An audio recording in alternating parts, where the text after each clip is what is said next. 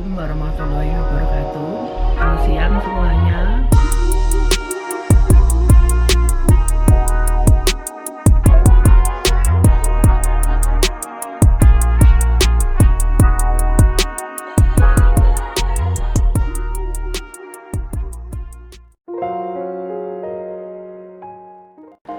Assalamualaikum warahmatullahi wabarakatuh. Kita lanjutkan untuk mata kuliah pengantar manajemen bab yang terakhir, yaitu motivasi. Motivasi itu artinya apa? Atau motivasi itu ada yang tahu apa artinya motivasi?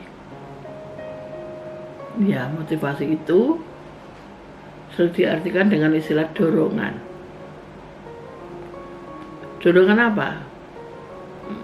Dorongan untuk memacu, ya, agar dia itu mempunyai semangat, ya, semangat yang tinggi, ya, dalam mencapai suatu tujuan pekerjaannya. Itu artinya motivasi, jadi dorongan yang kuat agar dia itu bisa bekerja dengan baik, agar lebih disiplin, lebih tertib, lebih bisa mengatasi masalah-masalah dalam pekerjaannya, dalam mencapai tujuan perusahaannya.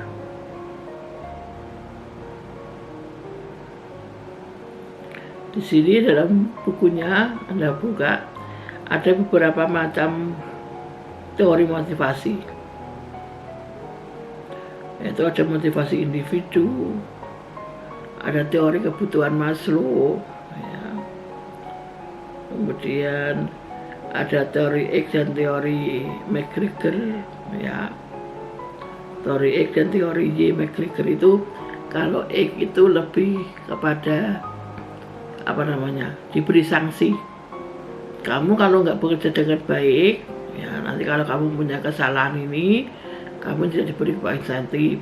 Tapi kalau kamu bekerja dengan baik, disiplin, ya, dan sesuai dengan yang ditetapkan perusahaan, kamu dapat upah insentif.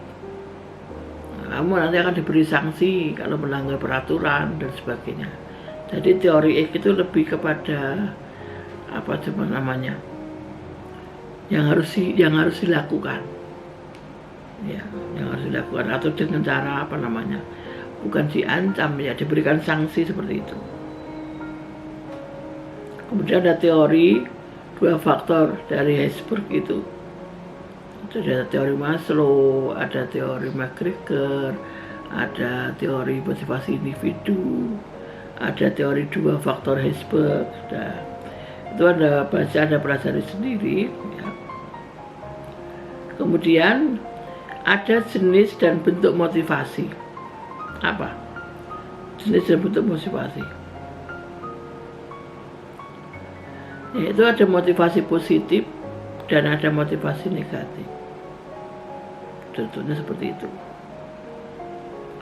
Motivasi positif itu adalah proses untuk mencoba mempengaruhi orang lain agar mereka dapat melakukan sesuatu dengan cara memberikan kemungkinan untuk mendapatkan hadiah.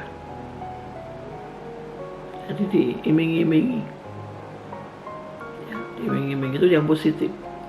Kalau kamu bisa mengerjakan ini, nanti kamu dapat hadiah. Kalau kamu bisa mengerjakan ini dengan tepat waktu, nanti ada upah sendiri. Itu namanya motivasi negatif. Motivasi positif. Kemudian motivasi negatif itu merupakan proses, ya, mempengaruhi orang untuk melaksanakan suatu tugas pekerjaan sesuai dengan yang kita harapkan, dengan menggunakan pendekatan kekuatan. Itu apa ya artinya?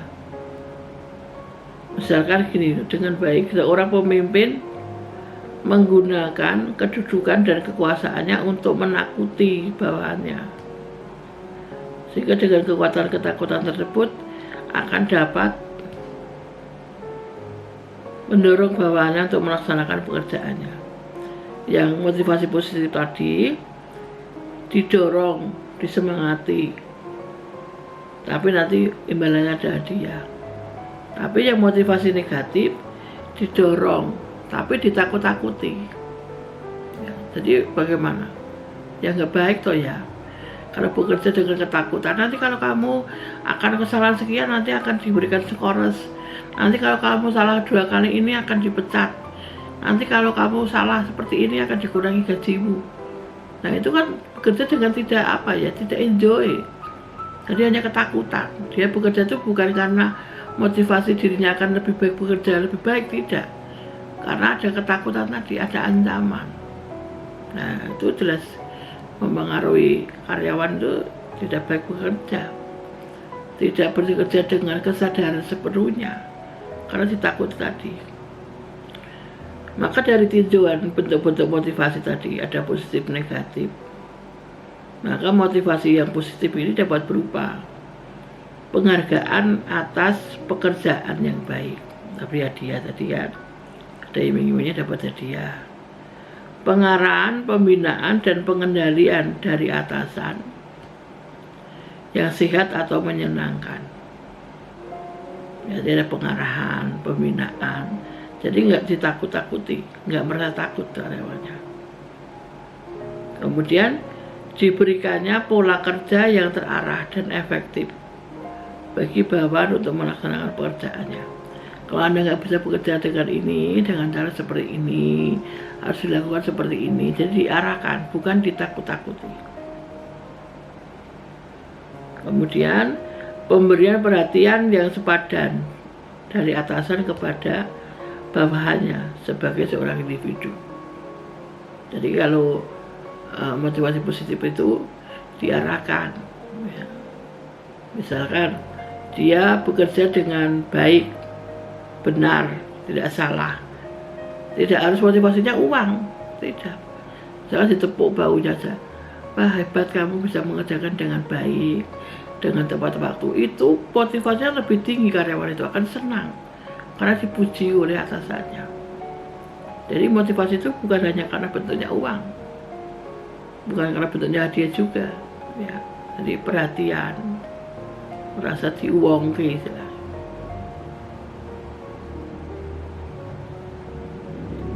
Kemudian juga ada penciptaan suasana persaingan yang sehat dan partisipasi bawahan dalam pengambilan keputusan. Jadi bukan merasa dianaktirikan, bahasa Jawanya diremehkan atau dikucilkan, tidak. Jadi kalau memang baik, benar, dia pujilah, didorong, maka itu merupakan motivasi yang lebih tinggi daripada bentuknya uang. Tapi kalau salah, kalau kurang benar, ya diarahkan, diberikan penjelasan. Ya, jadi karyawan itu akan merasa puas bekerjanya, bukan karena dapat uang saja, ya, tapi merasa dihargai, dimengerti, ya. Seperti itu, maka motivasinya seperti itu akan lebih tinggi motivasinya.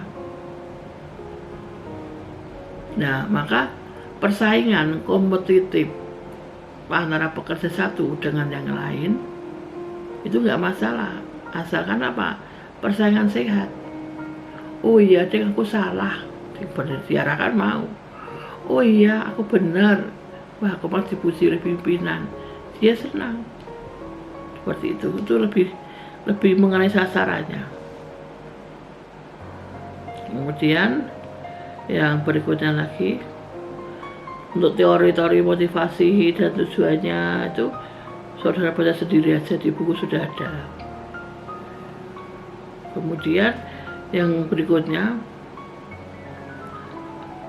sehubungan dengan orang-orang di atas, secara sudah saya sebutkan tadi, sederhana dapat dibedakan dua bentuk motivasi kerja. Kedua bentuk motivasi kerja tersebut adalah motivasi intrinsik. Jadi macamnya motivasi ada dua tadi, positif dan negatif. Kemudian setelah dijelaskan tadi toh, di sini ada dibedakan motivasi menurut motivasi kerja itu ada dua, yaitu motivasi intrinsik dan motivasi ekstrinsik, maksudnya ya. Motivasi intrinsik ini adalah dorongan kerja yang bersumber dari dalam diri pekerja sebagai individu, berupa kesadaran ya mengenai pentingnya manfaat atau makna pekerjaan yang dilaksanakan. Jadi ini dinamakan motivasi intrinsik dari dalam diri pekerja sendiri, ya, dorongan pekerja untuk apa dan sebagainya, itu intrinsik. Kemudian yang motivasi kedua itu ekstrinsik. Motivasi ini adalah dorongan kerja yang bersumber dari luar diri pekerja sebagai individu, berupa suatu kondisi yang mengharuskan melaksanakannya pekerjaan secara maksimal. Misalnya, berdedikasi tinggi dalam bekerja karena upah atau gaji yang tinggi,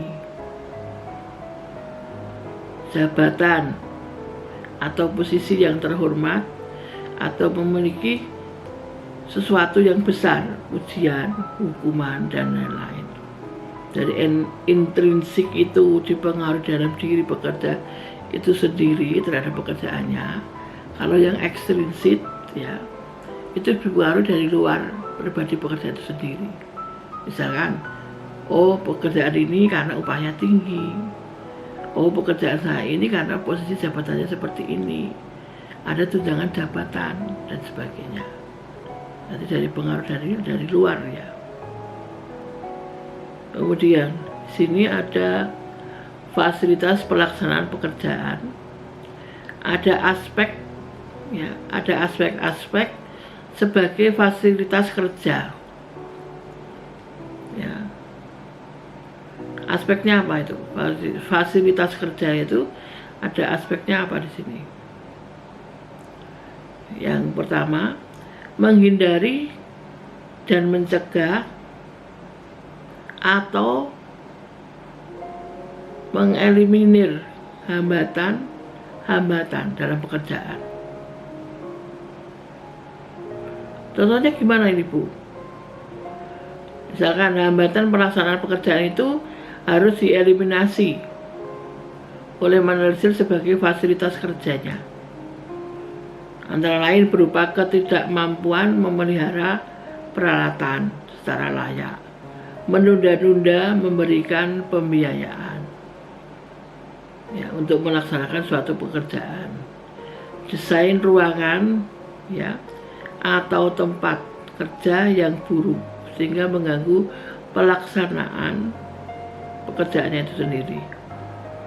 Ya, jadi yang pertama itu menghindari dan mencegah atau mengeliminir hambatan-hambatan. Ya, jadi maksudnya itu harus menghindari ya tentang hambatan-hambatan yang dilakukan di dalam pekerjaan itu sendiri. Yang kedua, peralatan dan sumber-sumber kerja yang akurat. Jadi dalam aspek ini menunjukkan bahwa motivasi kerja akan menurun atau akan berkurang apabila manajer di dalam menyediakan atau memberikan sumber finansial material dalam mengatasi kekurangan SDM untuk dapat melaksanakan pekerjaan secara tepat, baik dan benar. Jadi ini yang kedua ini atau yang ke B, peralatan dan sumber-sumber kerja yang akurat. Jadi peralatannya itu dan sumber-sumber kerja itu yang jelas. Ya, kalau tidak jelas kan tidak bisa melaksanakan tugasnya dengan baik. Misalnya ini dibutuhkan peralatan untuk mencapai suatu pekerjaannya itu ada suatu alat yang harus digunakan. Ya, itu harus akurat, harus tersedia, harus ada. Kalau nggak ada ya nggak tercapai, pekerjaannya itu nggak akan bagus. Ya, maka itu juga harus diperhatikan. Ya, kalau menggunakan suatu alat itu sendiri harus diperhatikan. Dalam mendorong pelaksanaan pekerjaan, ya, yang ketiga itu ketelitian dalam seleksi pekerja. Ketelitian dalam seleksi pekerja. Bagaimana ini maksudnya? Ya, dalam hal ini sangat esensial sekali dalam memotivasi pekerja karena efisiensi dan efektivitas. Efisiensi dan efektivitas kerja sangat dipengaruhi oleh kualitas para pekerjanya. Jadi dalam bentuk dari awal itu ada job description. Siapa tahu yang akan ditarik menduduki pekerjaan ini siapa saja. Ada karakteristiknya. Setelah job description ada job training itu untuk pelatihan pekerjaan. Kemudian ada job evaluasinya, atau job evaluation. Nah, di sini maka dalam job description itu ya, suatu manajemen sudah dijelaskan. Ini kosong bagian kasir misalkan. Dibutuhkan ini. Apakah cowok, apakah cewek, apakah umurnya itu statusnya masih single, apa sudah berkeluarga, apakah boleh, apakah umurnya sekian sampai sekian, apakah saya sudah berpengalaman atau tidak berpengalaman, ya kan? Itu namanya job description. Nah, setelah masuk lamaran itu, maka akan diseleksi. Oh, yang dicari misalkan cewek single umurnya sekian sampai sekian, jangan yang berpengalaman misalkan, dengan gaji sekian, itu jelas. Nah, ini melihat kualitas pekerjanya, apakah sesuai dengan itu atau tidak. Ternyata enggak, melanggar job description. Yang belum pengalaman diterima misalkan. Nah, itu akan mengacukan cara kualitas pekerjanya itu sendiri, sudah menyalahi, tidak sesuai dengan job description-nya. Jadi harus jelas. Kemudian ada beberapa ganjaran atau cara meningkatkan ganjaran yang efektif sebagai motivasi kerja. Itu harus memenuhi pernyataan atau persyaratan sebagai berikut. Ganjaran berharga bagi pekerja. Ganjaran itu apa maksudnya? Pemberian ganjaran itu apa artinya? Pemberian ganjaran itu seperti itu, pemberian upah. Jadi kompensasinya, pemberian kompensasinya bagaimana? Jadi atau istilah pemberian ganjaran luar bagaimana? Misalkan kompensasi harus berharga bagi para pekerja. Ya, karena para pekerja itu mencari upah atau mencari uang, mencari gaji. Kemudian kompensasi itu diberikan dalam jumlah yang memadai. Seperti tadi, kalau di kota-kota besar orang pekerja itu ada targetnya. Kamu mau menempati bagian apa? Saya pengen ya di sini, Pak Popu. Pekerjaannya seperti ini, gajinya 3 bulan pertama seperti ini, konsekuensimu bekerja harus seperti ini. Jadi jelas. Nanti kalau seperti itu saya kurang gajinya. Nah, kamu mau cari gaji berapa? Sekitar ini sampai ini, Bu.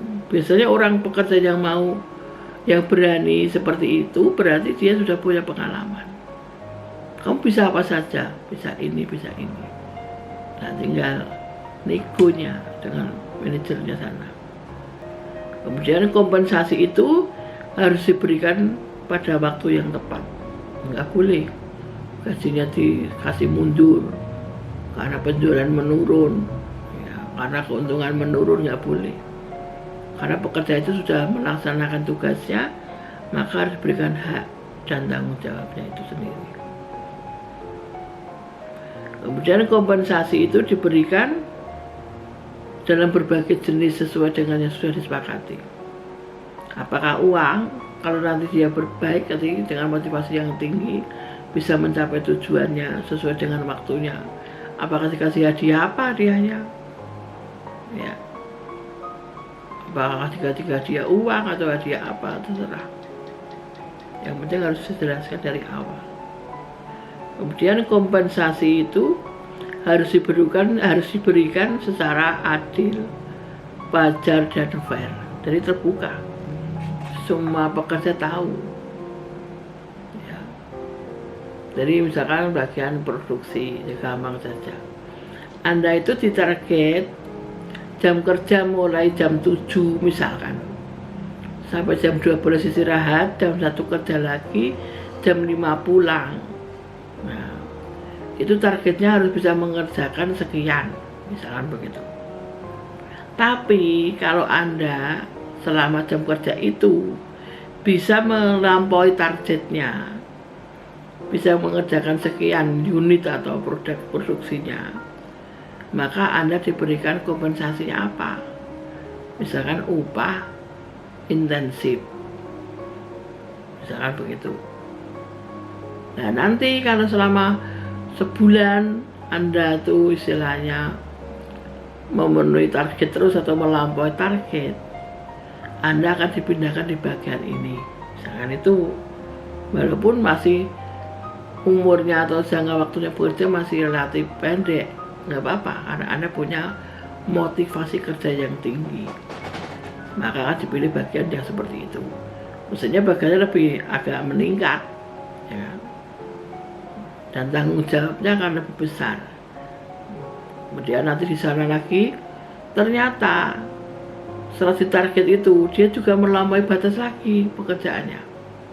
Dinilai oleh pimpinan dia baik pekerjanya, motivasinya kerja tinggi, maka nanti kamu juga dapat upah intensifnya seperti ini. Terusnya sampai sekian bulan kamu kok melampaui batas targetnya, kamu nanti akan dimutasikan di bagian ini lagi, lebih tinggi. Nah, kemudian tidak hanya uang kompensasinya. Misalkan kalau Anda sudah menduduki jabatan ini, maka Anda akan diberikan prioritas, akan disekolahkan lebih tinggi lagi. Dengan apa? Dengan biaya dari perusahaan atau instansi. Itu setelah diberikan kesempatan untuk kuliah lagi, ternyata dia lebih pandai juga, ya kan? Maka dipindahkan, dimutasikan, dipromosikan jabatannya di bagian ini. Terus, maka dia dikatakan di dalam instansi atau perusahaan itu, ya, di dalam instansi atau perusahaan itu dia berkarya lebih bagus. Temannya baru sama-sama masuk, masih di bagian itu, dia sudah mulai di bagian ini, dikuliahkan dan seterusnya. Nanti motivasinya lain lagi, ya kan? Dipromosikan. Misalkan Anda nggak punya mobil, diberikan fasilitas mobil. Ya walaupun nggak dikasihkan gratis, tapi diberikan, jadi bisa untuk menyelenggarakan pekerjaannya itu dengan baik, bisa untuk operasional, dia ke kantor dengan ke rumahnya itu tidak usah membawa kendaraan sendiri, diberikan fasilitas mobil, kan bisa untuk keluarganya juga, dan seterusnya. Maka motivasi itu sangat diperlukan sekali, ya. Dan pimpinan harus tahu bagaimana cara memotivasinya. Kemudian di sini hubungan desain pekerjaan dengan motivasi. Nah, ini bagaimana nih? Bagaimana hubungan desain pekerjaan itu dengan motivasi? Ya, contohnya begini. Ada suatu pekerja, ya kan? Ada suatu pekerja mempunyai tugas dan tanggung jawabnya, mempunyai hak dan wewenangnya. Itu sudah jelas, ada pedomannya di dalam sistem pekerjaan sendiri. Tugasmu ini, tanggung jawabmu ini, hakmu ini, ya, wewenangmu ini, misalkan itu. Setelah mengetahui pekerjaannya masing-masing itu, kemudian bagaimana dengan motivasi yang diberikan? Ya lain, cara memotivasi lain dengan para pekerja di bagian produksi. Pimpinan memotivasi agar dia bekerja tidak terlambat, disiplin, memenuhi targetnya atau melampaui targetnya. Cara memotivasinya lain. Dan para pekerja ini ada sekelompok ini di bagian admisi. Cara motivasi juga lain. Ada pekerja yang bagian dengan marketing, cara pemasaran produk. Ya, cara mendesain motivasinya juga lain. Tapi intinya motivasi itu dorongan untuk bekerja lebih baik lagi. Wujudnya dorongan macam-macam tadi. Ada uang, ada jabatan, ada hadiah dan sebagainya. Iya. Jadi di sini diperlukan suatu motivasi yang lain dengan posisi pekerjaan sendiri. Jadi hubungan desain pekerjaan dengan motivasi itu lain-lain.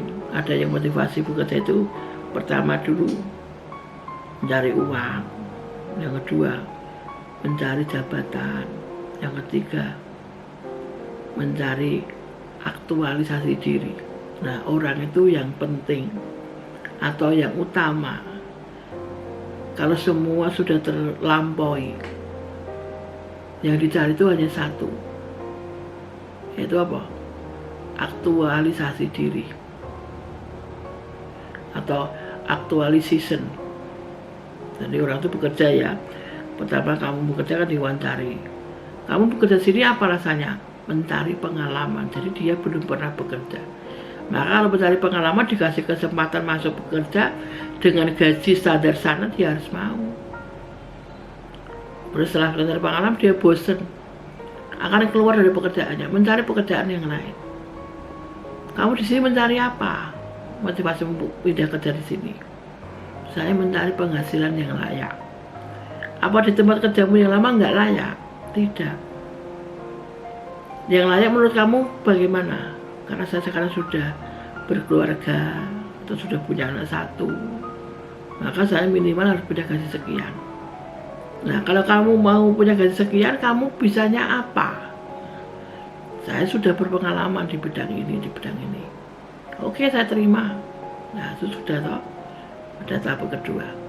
Tahap ketiga, saya sudah bekerja di sana, sudah gajinya sudah cukup, penghasilannya sudah sesuai yang diinginkan. Tapi dia bosen, kok bekerja dari tahun ke tahun gurung baik. Dia pengen tantangan yang baru, tapi kok nggak diperhatikan oleh pihak manajemennya, ya nggak dipindah, nggak dipromosikan, nggak dimutasikan, ya maka dia keluar pekerjaan itu, dia pindah ke pekerjaan yang lain. Ditanya, kamu pindah kerja di sini tujuanmu apa? Sebetulnya saya sudah di sana itu sudah gajinya sudah lumayan, sudah cukup buat saya. Tapi rasanya saya kurang puas bekerjanya. Karena saya bekerja dari tahun sekian, cuma itu saja. Nah, maka si manajemen yang bertanya terakhir ini dia tahu. Maka dia motivasinya dia minta penghargaan. Oh ya sudah, kamu saya pindah, kamu saya tarik bagian di sini. Ya, setelah masuk itu dia sudah memenuhi standar kerjanya, gajinya cukup, jabatannya sesuai, ya kan? Dia bisa mengikuti ritmenya kerja yang di tempat yang baru. Akhirnya dia bosan lagi. Aku sudah punya jabatan, gajiku cukup, ya. Tapi kok kayak lingkungan tuh nggak menghargai ya. Aku dengan adanya aku itu, kok tidak menghargai keberadaannya dia itu loh. Nah, maka dia keluar lagi. Oh, ditanya lagi, lebih misalnya, kamu sudah di bagian ini, sudah kepala bagian ini, sudah gajinya cukup, sudah ada kompensasi yang lain, kenapa kamu tidak kerasan? Nggak tahu, saya kurang puas bekerja karena kok kelihatannya anak buah saya itu kok tidak menghargai saya. Nah itu, maka tingkatan-tingkatan dalam kebutuhan manusia itu yang terakhir nanti adalah tingkat aktualisasi diri atau actualization. Dia dihargai di lingkungannya bekerja, dia dihargai keberadaannya. Jadi keberda itu apa? Puas. Yang tadi itu puas. Nah, aktualisasinya diri sudah terpenuhi, sudah puas. Saya kerja di sini puas. Bukan lagi mencari uang, bukan lagi mencari jabatan, ya, karena kepuasan aktualisasi diri itu. Nah, ini Anda bisa menganalisis diri Anda sendiri. Anda ini sekarang baru tingkatan mana? Mencari pekerjaan sudah bekerja, mencari pekerjaan sudah cukup, ya, di tempat Anda bekerja itu nyaman atau tidak, ya kan, persaingannya itu sehat atau tidak, kan begitu. Ya, kalau di pegawai negeri ya tantangannya sedikit karena sudah ada apa namanya, tugas pokoknya, tupoksinya sudah ada. Kalau Anda tidak melanggar dalam tupoksi itu ya berarti baik. Nanti dinilai perusahaan juga baik, dinilai instansi baik. Oh, ini ya ditingkatkan untuk SDM-nya, diberikan kesempatan untuk kuliah, entah dibayari kantor, membayar diri, kuliah di SCI swasta mandiri. Nanti kalau udah lulus SE, pastinya Anda kembali bekerja, kembali dalam pekerjaan itu sudah jabatan, sudah gelarnya SE, pasti gajinya juga sudah lain lagi, berubah, jabatannya atau karirnya juga berubah, sikapnya sudah berubah. Iya, kuliah itu bukan mencari gelarnya saja, tetapi cara berpikirnya itu akan lain, pasti akan lain, ya. Induksinya itu, jadi oh ada seperti ini, harus saya pemecahan masalah seperti ini, oh ada kasus seperti ini, harus seperti ini, pasti lain. Sekarang Anda baru semester 2, nanti kalau sudah lulus ya SE, pasti lain cara berpikirnya. Itu yang merasakan siapa? Yang merasakan pimpinanmu. Oh, sekarang anak ini lebih tanggung jawab lagi, lebih disiplin, lebih berani mengemukakan pendapatnya kalau rapat, lebih mempunyai daya inisiatif yang tinggi, pasti gitu. Jadi saling menilai. Karyawan bahaya menilai pimpinannya, pimpinannya yang menilai karyawan itu sendiri. Nah, sekarang kamu tahap karyawan toh, nanti menilai pimpinanmu itu. Nah, sekarang yang menjadi masalah, sekarang saudara itu sampai di tingkat kebutuhan mana? Ya, di tingkat kebutuhan mana? Tapi yang paling puncak nanti, yang paling dicari manusia itu adalah self actualization, ya, tingkat aktualisasi diri. Ini bab yang terakhir, motivasi. Nanti untuk UASnya saya kirim lihat WA grup saya. Tugasnya untuk UAS itu apa saja. Semoga penjelasan saya untuk kuliah kali ini saudara lebih jelas lagi, ya. Anda harus baca buku-bukunya yang sudah saya berikan, ya. Di awal kuliah itu sudah ada modul atau literatur untuk kuliahnya, karena ini dalam kondisi seperti ini baru kuliahnya melalui daring, itu saya melalui YouTube. Ya, mungkin ada yang kurang jelas, bisa dibaca-baca lagi bukunya, atau boleh menanyakan langsung kepada Buning. Demikian kuliah yang terakhir. Semoga semua jelas dan puas. Kalau ada kesalahan, saya mohon maaf yang sebesar-besarnya. Wassalamualaikum warahmatullahi wabarakatuh.